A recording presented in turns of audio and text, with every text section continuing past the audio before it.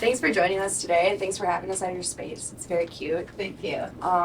Would you like to tell us a little bit about your job and what you do for your occupation here in this little office space? Yeah, so I'm a psychotherapist. I've been doing it for almost 3 years now. I do a lot of trauma work and inner child work. Those are usually my main focuses. I do some couples work too. And I'm also a Reiki master, so sometimes I'll throw that in. Awesome. What led you to this occupation? I always wanted to do it. When I was a little kid, I used to play with my Barbies. I would play therapist with my friends. I would always play therapist, and I would have like a notebook and pretend to be taking notes. Not exactly sure where I got that from. I think maybe watching Oprah or something. So Dr. Phil. Yeah, that's something I always wanted to do, and then through my own healing practices and all that stuff, it eventually led me to this point. What led you to Reiki, and how often do you integrate your Reiki background in with your sessions, or do you usually separate the Reiki with different sessions or its own sessions? Yeah, I tend to separate it. Unfortunately, I have to for ethical reasons. Sometimes I'll slip it in. Don't tell anybody that. So yeah, I usually will. I won't do it within session. But definitely like the practices for myself, like word cuttings and things like that, I'll do on my own, or I'll do Reiki on myself in between sessions, just to fill up my cup after. I know that with like ethical reasonings, you can't really offer close friends or just offer it to the community for therapy, but are you open to offering Reiki? And if you do, what type of packages and offerings do you offer for the community? Yeah, that's definitely something I could offer to the community. I usually do like a 3-session pack for $300, or one session is $120. And yeah, I'll do them here in this office. I'll set up a little massage table in here, and they're usually about an hour long. Cool. Do you use any tools or like sound healing or therapy, or what type of therapies do you integrate with your Reiki? Yeah, I have my little singing bowl over there, so I'll always start with that. I start with like a meditation, some sort of grounding thing, and then I'll usually end with some sort of sound healing too, whatever the person needs. Yeah. I guess what's your favorite thing about your occupation? I feel like there's a lot, but I guess the biggest one would be that I get to serve people and help people along their journey. Yeah, it feels like a very humbling thing. I was just making a joke about it earlier this week, so I was complimenting a client, and their response was like, it was like getting complimented by a parent or something, like hearing from their parent for the first time. They are proud of them.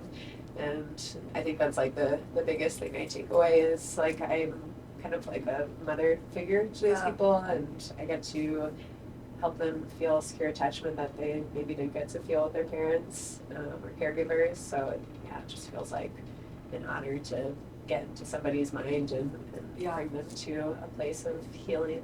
Totally. What's your age group? Who would you say that you work with the most? Usually a lot of millennials, I'd say, like anywhere from 25 to 32 is my most popular, but I work with some older people and sometimes teenagers too, 16 and older. Would you say that obviously therapy is very important, and it seems that a lot of people are starting to, take into consideration of using that in their daily like routine and lifestyle.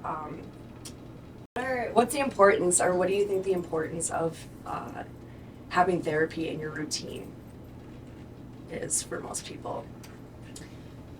Well, I think that so many of us, the way our society kind of has, how do I want to say that? So our society has promoted a lot of avoidance in our daily routines, and I think therapy, even if it's just bi-weekly, is giving you a chance to not avoid, to be in your body and to be with the emotions and whatever you're holding on to throughout the weeks. So I think that in itself is super healing and important. Right. And I love that therapy is now a widely acceptable thing. Yeah, I remember when I was a teenager and my parents forced me to therapy, everyone in my school was like, this girl's messed up, there's something wrong with her. And now it's like weird for teenagers if we don't go to therapy, which is really cool. So yeah. I would love to see that. Yeah. I'm happy that therapy is normalized too, because I remember those days, like even going to like psychotherapists, it was like, oh my god, you're crazy. Yeah. We're talking about therapy, and we obviously know that you are a therapist, but the main point of why we're recording is because you are a business owner. This is your business. How did you get to this point of being a business owner? Like, did you work for other therapists before, or did you just jump in and become your own boss? Yeah, I jumped in right away. It was, I graduated school right in the beginning of the pandemic, my master's program. And my goal at first was to work at a school and be a school social worker for 2 years until I got fully licensed. And then I was in the pandemic and had a lot of time to think about it and realized that there was no reason for me to do that. And Colorado is actually pretty lax with regulation laws and opening your own practice. So I just went for it. This was always my goal, to have my own practice, and I think having a lot of, in the pandemic, just kind of set it up perfectly. I didn't have to pay for an office yet. I was doing all teletherapy. My costs were really low, and yeah, I just went for it. That's kind of my mentality for most of the things I do in my life. Just like, screw it, let's see what happens. Just do it like Nike, right? Yeah. What advice do you have for people? There are a lot of, entrepreneurs and people in our community that are artists and doing things on their own. What advice do you have for people who are looking to go the direction of running their own business? I think the most important thing for me is that I learned was to access the resources around me, and there's so many people that are willing and able to help and give advice, and I got supported by so many people. Just random people would just sit with me for 3 hours that I never met and tell me everything I needed to know to run a business. Yeah. And maybe that's a little bit more acceptable in my field. Therapists want to help other therapists, Right. But I think it's the case for most things. So yeah, access resources. Move through the imposter syndrome. I certainly felt that a lot, and I think it could have easily held me back if I felt victim to that. But I think I was kind of faking it until I made it, in a way, you know, just feeling into my sense of confidence and knowing that this was my path, so that made it a little bit easier. I knew for sure this is what I was going to do with my life. So I think really honing into why you want to start a business and holding that as your passion and being able to stay confident in it. Yeah, I like that. What are your long-term goals for your business?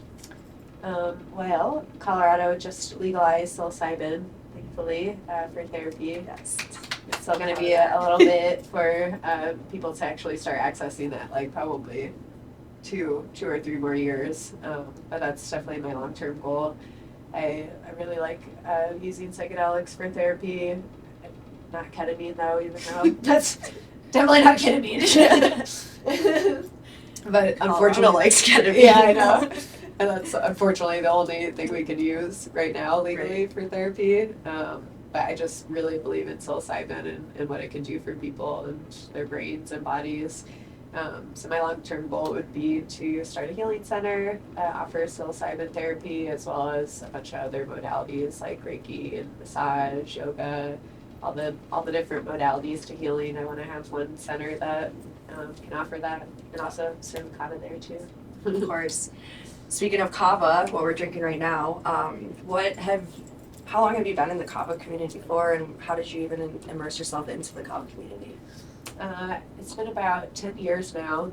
When I was 18, I found myself in rehab and got sober, and I was just looking for a community of people that weren't focused around substances.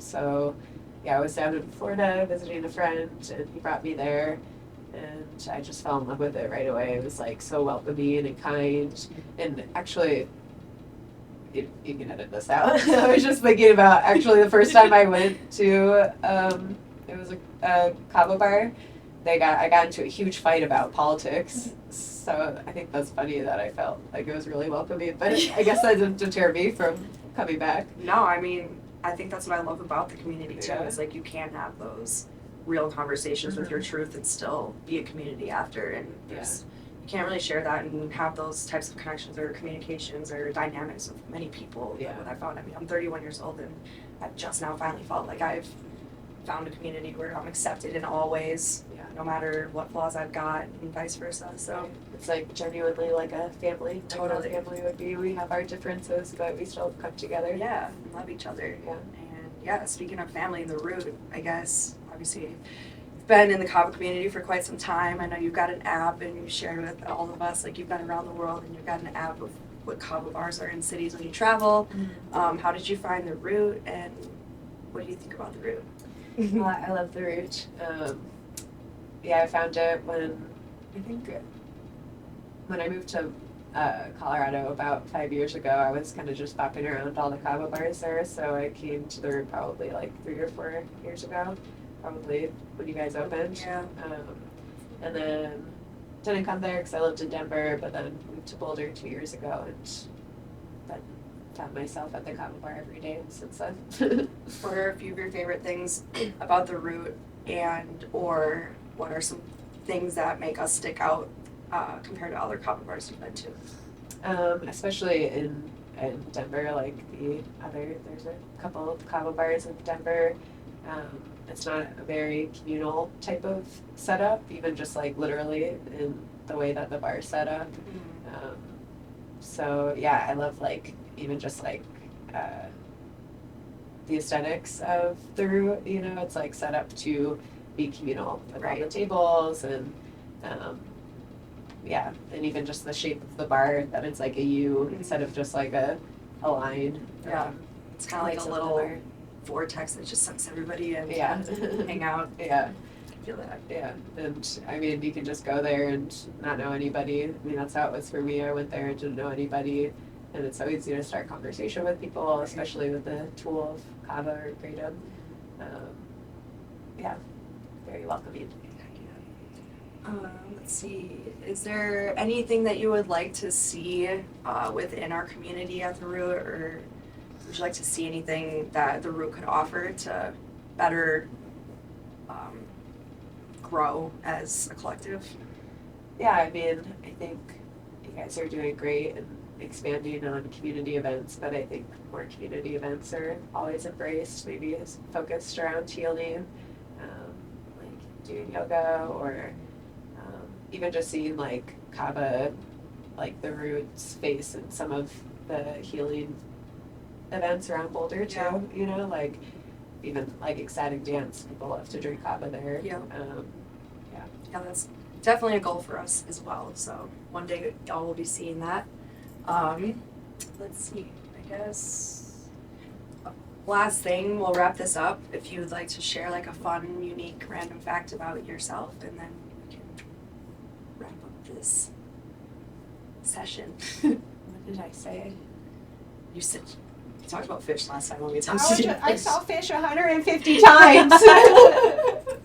That is true. Is that true? Yeah. Holy shit. I guess I'll say, because of fish, I've gone to all 50 states before 25, and I really wanted to go to all the continents before 30, but I don't think that's going to happen. I have one more left. That's Hopefully totally before amazing. 40, I'll go to Antarctica. Nice. Yeah. I believe you'll do it. Yeah. All right. Well, thank you so much for having us here today at your space. So cute. And stay tuned for future Spotlights of the Months. Again, this is Brionna. And we thank you again. Bula. Bye. Oh my god, that went so much better than me. Yeah. I really did. Dude. Yay! Perfect. Thanks, Boo.